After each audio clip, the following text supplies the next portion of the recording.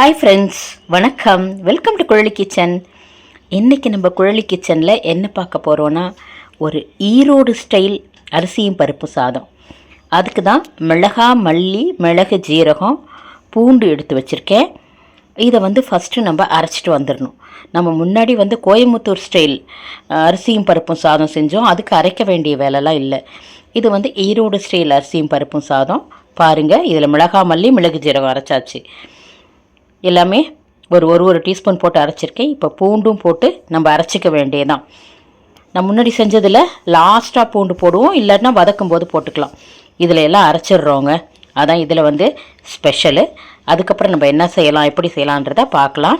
பாருங்கள், எண்ணெய் ஊற்றிக்கலாம்.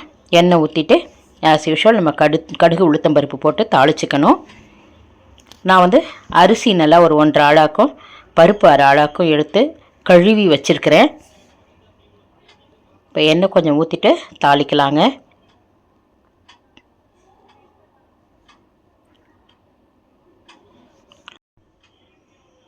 தாளிக்கிறதுக்கு தாங்க போட்டுக்கிறேன் கடுகு உளுத்தம்பருப்பு.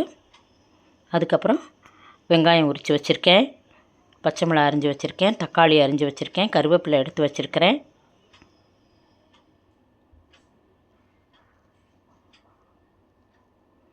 இதை தாளிச்சிட்டு நம்ம ஒன்று ஒன்றா போட்டு வதக்கலாம்.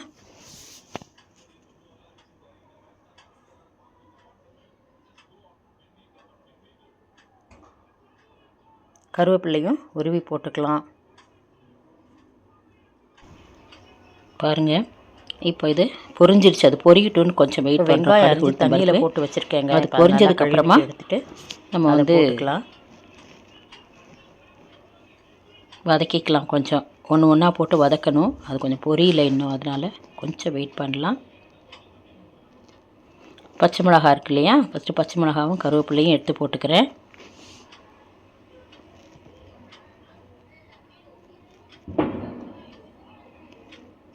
அது நல்லா வதங்கினோடனே இதில் வெங்காயம் உரித்து வச்சுருக்கேங்க, தண்ணியில் கொஞ்சம் போட்டு வச்சுருக்கிறேன், எடுத்துக்கலாம். எடுத்துகிட்டு அதையும் போட்டுக்கலாம். அது நல்லா வதங்கியிருக்கும் இந்நேரம்.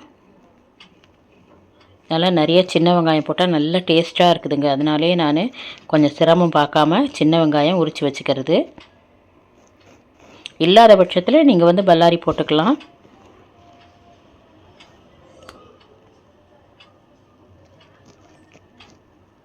நல்லா வதக்கிக்க வேண்டியதாங்க.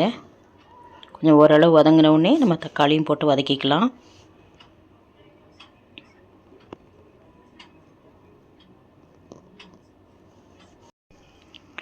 இது நல்லா வதங்கிறதுக்கு நம்ம மஞ்சத்தூளும் உப்பும் போட்டுக்கலாம்.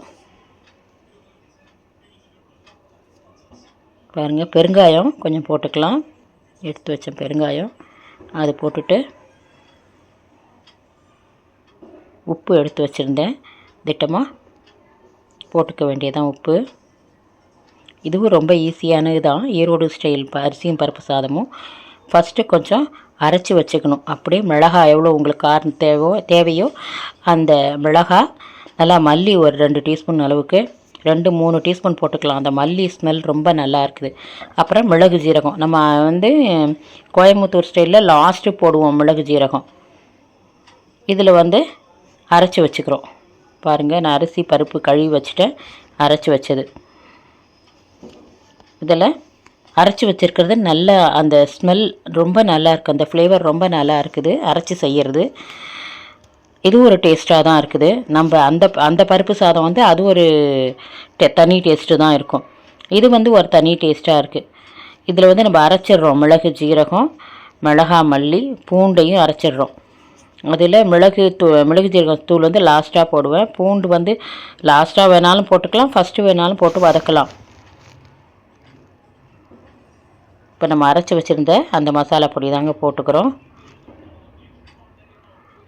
அது போட்டு கொஞ்சம் நல்லா வதக்கிட்டு நம்ம தண்ணி கூட ஊற்றிக்கலாம். இப்போ எல்லாமே போட்டாச்சு. நம்ம கரெக்டான அளவு 1:2 தான். நம்ம எப்போதுமே ரைஸ்க்கு வைக்கிற மாதிரி தான் தண்ணி வச்சுக்கணும். வச்சுட்டு கொஞ்சம் கொதி வரட்டும்னு நம்ம அரிசி பருப்பு போட்டுடலாங்க.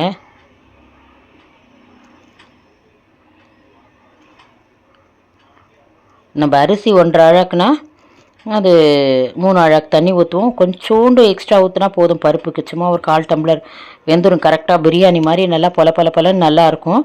அதனால் நிறைய தண்ணி ஊற்ற வேணாம். உங்களுக்கு குழைவாக வேணும் அப்படின்னா நீங்கள் தண்ணி நிறையா வச்சுக்கலாம். இல்லாட்டினா கரெக்டாக வச்சிங்கன்னா அப்படியே பிரியாணி மாதிரி பொலன்னு இருக்கும். இந்த டேஸ்ட்டும் ரொம்ப நல்லா இருக்குது. அந்த மல்லி மிளகுத்தூள் ஃப்ளேவரோட பூண்டு நல்லா அரைச்சி போட்டுடுறோம். அந்த ஃப்ளேவரோட ரொம்ப நல்லா இருக்குது. சில பேர் பூண்டு சாப்பிட மாட்டாங்கல்ல, இது மாதிரி அரைச்சி போட்டு சாப்பிட்றது நல்லா தான் இருக்குது. எடுக்க முடியாது இல்லைங்களா? இப்போ இது நல்லா கொதிக்கட்டுன்னு இந்த அரிசியும் பருப்பையும் எடுத்து போட்டுற வேண்டியதாங்க. போட்டுட்டு ஒரு 2 விசில் இல்லாட்டினா 3 விசில் அவ்வளோதான் விட்டுட்டு ஆஃப் பண்ணிடலாம். ஆஃப் பண்ணிவிட்டு இறக்கும்போது கொஞ்சம் நெய் ஊற்றிக்கலாம். நெய் ஊற்றுனா நல்லா தான் இருக்கும். பாருங்கள், நல்லா கொதித்த உடனே இந்த அரிசியும் பருப்பையும் போட்டுட்டு நல்லா கிளறி விட்டுட்டு குக்கர் மூடி வச்சிடலாம்.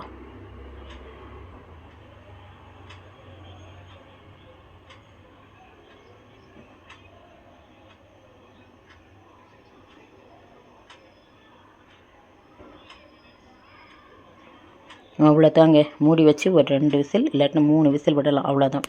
நான் 2 விசில் தான் விட்டேன் நான்.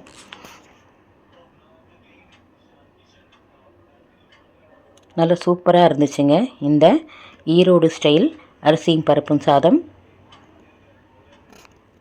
செஞ்சு பாருங்கள். இந்த மெத்தட்லேயும் சூப்பராக இருக்குது. பாருங்கள், 2 சவுண்டு விட்டு இறக்கிட்டேன். இதுக்கு நீங்கள் தயிர் வச்சு சாப்பிட்லாம், ஊறுகாய் வச்சு சாப்பிட்லாம், உருளைக்கிழங்கு வறுவல், கத்திரிக்காய் வறுவல் நல்லா பெருசாக அரிஞ்சு போட்டு வறுத்து சாப்பிட்டா சூப்பராக இருக்கும். நான் இன்றைக்கி முட்டை வேக வச்சு வறுத்து வச்சுருந்தேங்க. முட்டை வறுவல் தான் செஞ்சு வச்சுருந்தேன். ரொம்ப நல்லா இருந்துச்சு அதுவும். அப்புறம் ஊறுகாயும் வச்சுக்கிட்டோம். அப்புறம் வத்தலும் இருந்துச்சு, வத்தலும் வச்சுக்கிட்டோம். ரொம்ப நல்லா இருந்துச்சு. நெய் தான் போடுறேன் நான். நீங்கள் செஞ்சு பாருங்கள். சிம்பிளான 1 பாட் குக்கு தான் இது. நல்லதை உண்போம், நலமுடன் வாழ்வோம். நம் சுவை நம் கையில்.